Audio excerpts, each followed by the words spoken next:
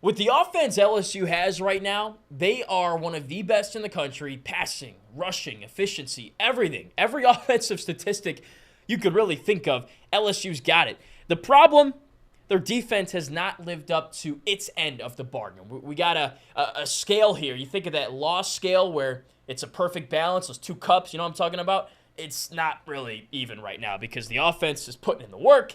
The defense, not so much. I mean, if you tell me LSU scores 49 points in a football game and gets 600 or more yards, they should win 99% of those games. But I don't think that's the case this year. So can this defense get better? I mean, they were atrocious in Oxford against Ole Miss, missing tackles, missing assignments.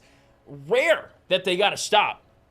Can it be fixed? Can it get better? Because if it can get better, then this team can accomplish all the things that we kind of all thought they could this year. I mean, we expected this team to be elite, and it wasn't a mirage. They've got the talent. They had the returning production. Those two things are critical. They had the coaching stability. All of that baked into the same cake. That's a cake. That's an SEC championship team, potentially. But we haven't seen that this year, and I think it's because of that defense. So my answer here is yes, I think it can be fixed. Think about that meme of that, I don't know what it is, like a jukebox on the sidewalk with the Post-it note on it. Broken, but could be fun to fix, that kind of thing.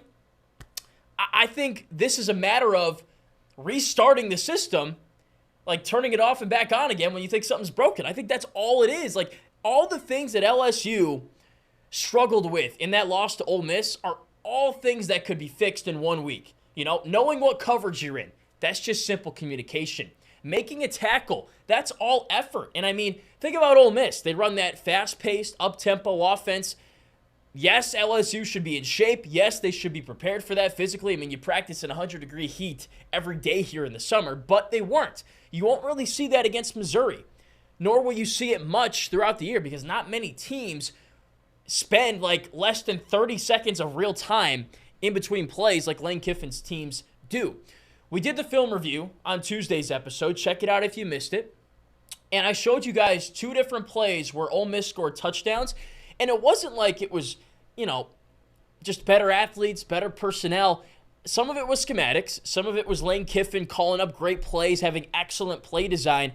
But other parts of it were just communication, where guys were put in positions to fail based on how the defense was aligned, and they didn't know the coverage. In LaTerrence Welsh's case, like he thought it was zone coverage when in reality it was man-to-man. His guy that he was supposed to be covering catches a touchdown. Like, that can be fixed during the week. Like, you can change up your signals. You can just let him know that, hey, you got to know when it's man-to-man, when it's zone, and we're going to show you where you went wrong. You know what I mean? So it's not like he's got to grow 4 inches in a week and it's an athleticism problem. No, it's a mental thing. It's a communication thing.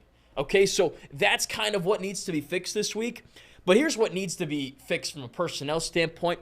They got to find an answer at inside linebacker. Omar Spates is not it, whether it be because he's injured or he just can't keep up with SEC play.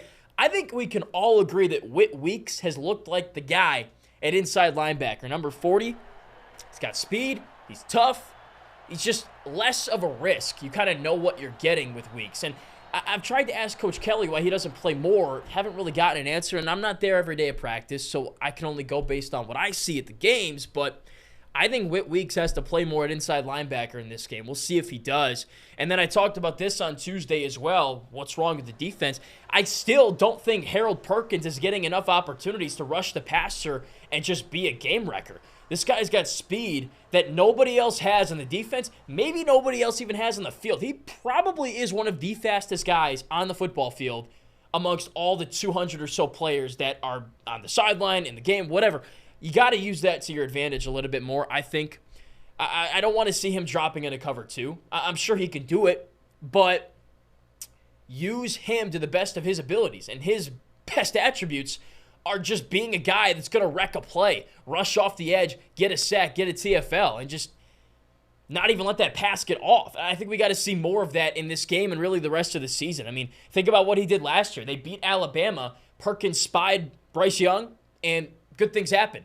You get pressure on the quarterback with this defense, good things happen. I mean, that's the answer for these guys. And when you think about Harold Perkins, you think about pressure. So I think they got to use him more in that regard. So, look, there's certainly a cap on what this defense can do. That's what happens when you take guys out of the transfer portal. Some will work, Logan Diggs on the offensive side. Some won't, like Ovie Oghoufo from Texas. Haven't seen anything from him. I've been very underwhelmed. Deuce Chestnut, haven't seen him play much since the Arkansas game. He didn't even make the trip to Ole Miss. Now, I'm going to ask about why he's not even traveling or playing today when I can at Brian Kelly's press conference, but you just don't have the guys at some positions. They don't have the corners.